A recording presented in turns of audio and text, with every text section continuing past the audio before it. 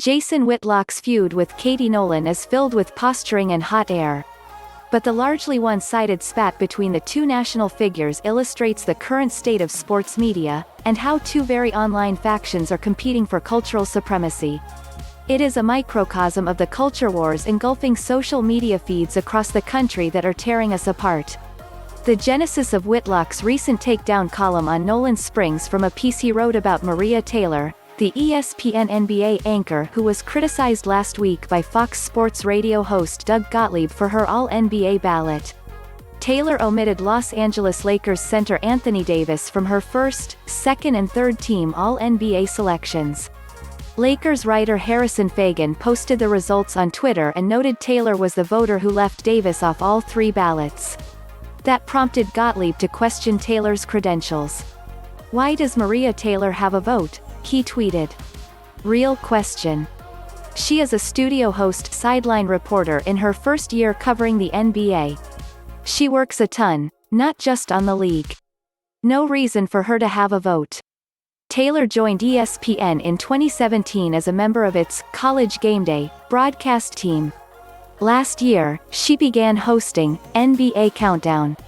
Gottlieb immediately received blowback for his tweet, including from one of his own colleagues at Fox Sports, Rachel Bonnetta. "Doug, do you ever write a tweet and think, maybe not?" She wrote. "This should have been one of those times because it comes across as extremely sexist and quite ignorant."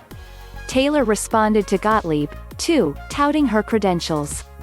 Fagan deleted his original tweet, and apologized to Taylor for being naive to think people could receive this news without being so blatantly misogynistic about it. It was the second time in 1 week Taylor publicly responded to a male sports talk radio host who derided her on social media. Last Monday, now former Chicago sports talk radio personality Dan McNeil made a crude remark about an outfit Taylor was wearing to cover Monday Night Football. NFL sideline reporter or a host for the AVN Adult Video News annual awards presentation. McNeil tweeted. Taylor replied, and less than 24 hours later, McNeil was fired. McNeil's station, 670 The Score, has lost close to 40% of its audience from last year. If the station's ratings were better, perhaps McNeil would have retained his job on Afternoon Drive, one of the most coveted pieces of real estate in radio. But they're not, and thus, McNeil was left defenseless against the deserved onslaught.